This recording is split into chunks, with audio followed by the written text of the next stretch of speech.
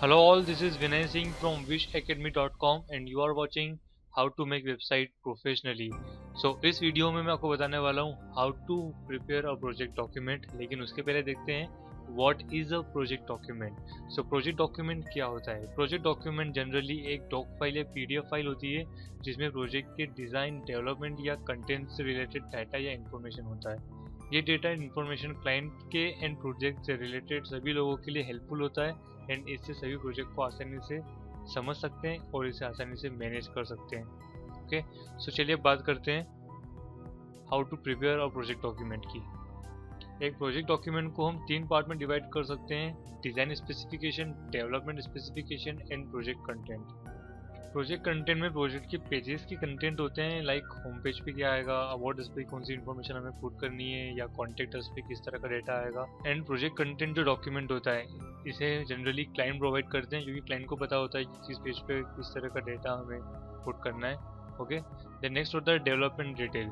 Development detail document में किस तरह की डेवलपमेंट लैंग्वेज यूज़ की जाएगी एंड किस तरह से उसके टास्क को, इसके वर्जन्स को, इसके फीचर्स को मैनेज किया जाएगा एंड डेवलप किया जाएगा, ये सभी इन्फॉर्मेशन इस डॉक्यूमेंट में होती है। एंड डिज़ाइन स्पेसिफिकेशन जो होता है वो क्लाइंट की रिक्वायरमेंट और डिज़ाइनर की प्रोजेक्ट एनालिसिस का कॉम्बिनेशन होता है जिसमें डिज़ाइनर को फ्रंट एंड डिज़ाइन करने में और उसे मैनेज करने में आसानी होती है। ओके, सो हम बात करने वाले हैं डिज़ाइन स्पेसिफिकेशन की। चलिए मैं आपको दिखाता हूँ कि आप एक डिज़ाइन स्पेसिफिकेशन डॉक्यूमेंट किस तरह प्रिपेयर कर सकते हैं। यहाँ पर मैंने एक प्रोजेक्ट स्पेसिफिकेशन डॉक्यूमेंट बनाया है जो कि एक वर्ड डॉक्यूमेंट है। यहाँ सबसे पहले मैंने प्रोजेक्ट का नाम लिखा है जो कि एक डमी नेम है।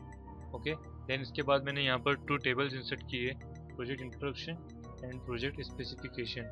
प्रोजेक्ट इंट्रोडक्शन में प्रोजेक्ट से रिलेटेड बेसिक इन्फॉर्मेशन है, like client name, client country, communication language, client से कम्युनिकेट करने का समय, ताकि हमें पता हो कि क्लाइंट से हम किस लैंग्वेज में एंड कब तक कम्युनिकेट कर सकते हैं। देन इस प्रोजेक्ट के manager, TL, designer end developer का नाम, रेफर्ड बाय एंड प्रोजेक्ट की डेडलाइन।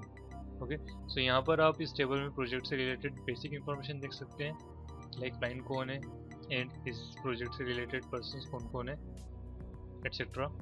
एंड सेकेंड टेबल है प्रोजेक्ट स्पेसिफिकेशन टेबल, जिसमें हमने प्रोजेक्ट से रिलेटेड चीज़ें लिखी है, लाइक इस प्रोजेक्ट का यूआरएल, इसके क्रेडेंशियल्स, ताकि आप जब डिज़ाइन को अपलोड करें तो आपको इसी डॉक्यूमेंट में सभी क्रेडेंशियल्स मिल जाएं।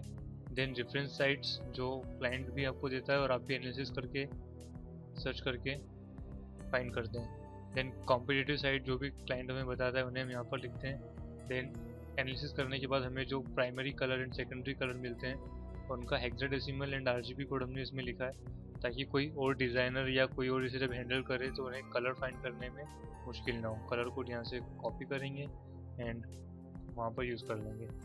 देन टाइपोग्राफी में हमने जो फॉन्ट हम यूज़ करने वाले हैं उनके नाम यहाँ पर दिए हैं, primary font and secondary font. Then यहाँ पर मैंने jQuery प्लगइन्स के नाम भी लिखे हैं, लाइक कौन कौन सी प्लगइन्स जावास्क्रिप्ट की हम इस प्रोजेक्ट में यूज़ करने वाले हैं उनके नाम, ताकि आप या आपके अलावा कोई डिज़ाइनर जब इस प्रोजेक्ट को हैंडल करे तो उसे